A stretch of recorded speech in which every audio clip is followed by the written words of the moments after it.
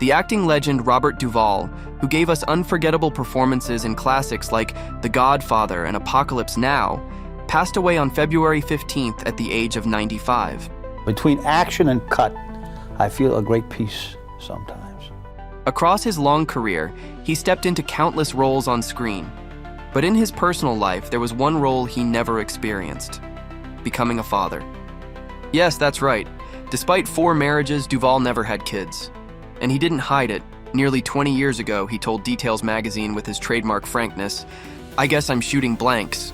He went on, "I've tried, with a lot of different women, in and out of marriage. I thought of adoption, but my wife and I haven't yet." That was April 2007, and even then it was clear that becoming a father was something he truly wanted, not just a passing thought. A source later told the Daily Mail that Bobby rarely focused on the fact that he didn't have children because his energy went into his work, his relationships, and fully living his life. According to The Insider, while it may have created tension in some marriages, not having kids was never a game changer for him. But if it doesn't work, then it doesn't work. He lived an incredible life. 95 years were well spent. And also, it wasn't for a lack of trying, because he was a ladies' man. Just life had different plans, the source added. And speaking of those life turns, let's talk about the woman who stood by his side for many years. Luciana Pedraza, now 54, more than 4 decades younger than Duvall. But then when I first met her, she said to me, "What's it gonna be like when we grow old?" I said, "I already am old." They first met in Buenos Aires, Argentina, and the way it happened sounds almost like a movie scene. In a 2010 interview with Esquire, Duvall looked back and said, "I met my wife in Argentina. The flower shop was closed, so I went to the bakery. If the flower shop had been open, I never would have met her." Isn't that just wild? A closed flower shop changed the course of his life.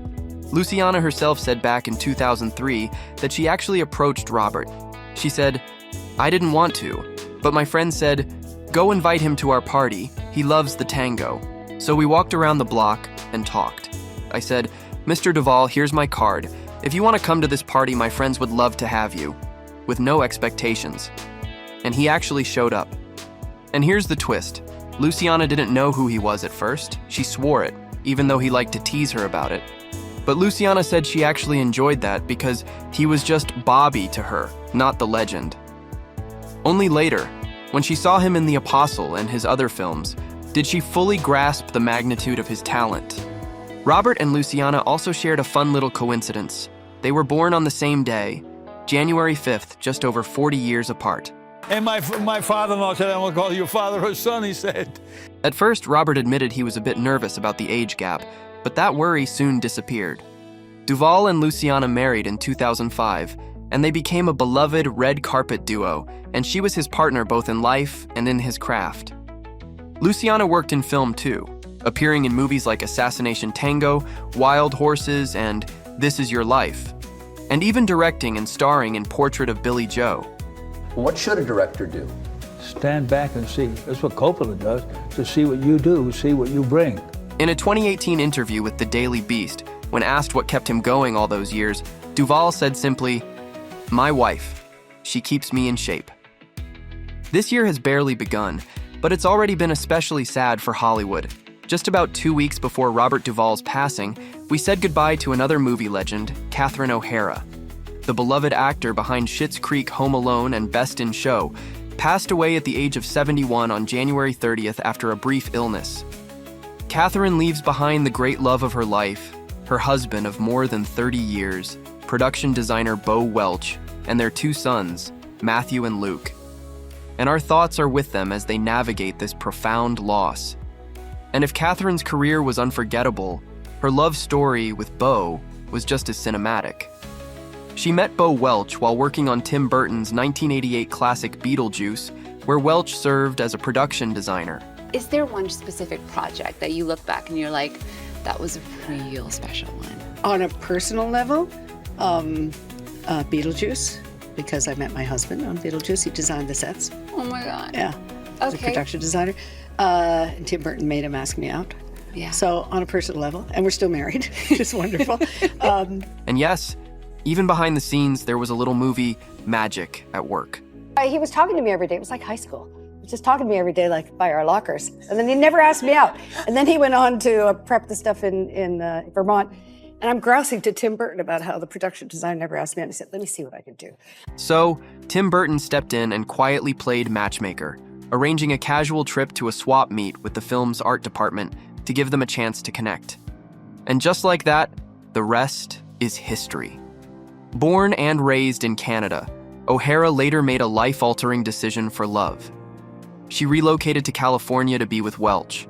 She later told The New Yorker, "I moved to LA to be with him. Yeah, I moved for love." It sounds simple, but really, it showed just how much he meant to her. The couple married on April 25, 1992, and even their wedding chapter came with an unforgettable story. As a gift, Tim Burton arranged a private Vatican tour for them. Okay, a priest took us around. He got yelled at one point. I wish I spoke Italian, but he was definitely getting yelled at by another priest because we were in the Pope's closet, like looking at garments. It was crazy. We were in the elevator that he takes down to St. Peter's Basilica to do Mass. The tour ended in a small museum filled with gifts given to the Vatican, where the same priest jokingly pretended to slip a crown into Beau's backpack while taking pictures of them. Not long after these unforgettable adventures, Catherine and Beau began building their family. They welcomed their first son, Matthew, in 1994, followed by Luke in 1997. Though the boys were raised in Canada, they later found their own paths in Hollywood, working in set dressing and construction, and even teaming up with their mother during her time on Schitt's Creek. Would you believe us if we told you that Catherine was not a fan of shooting scenes alone? The Schitt's Creek star has admitted that she felt like she was showing off when she performed solo scenes and would rather be with someone else on screen or stage so she could share the showing off, and didn't feel all attention was on her, which was bizarre considering that she was a fan favorite. After the show's widespread success, it's hard to imagine that Catherine was reluctant to join the cast when Dan Levy first approached her. She only jumped on board after being told that she could be involved in creating her character. Dan was fortunately more than happy to oblige. Moira's use of the English language and fashion choices in Moira's voice were all Catherine's ideas. Oh dear. David's nocturnal aneurysms used to only happen when he went to bed all juiced up with excited anticipation about something. I explain the voice as souvenirs from all my world travel. I've taken a bit of all the people I've met in the world, and I am sharing it with you. Well, the accent was kind of up to me.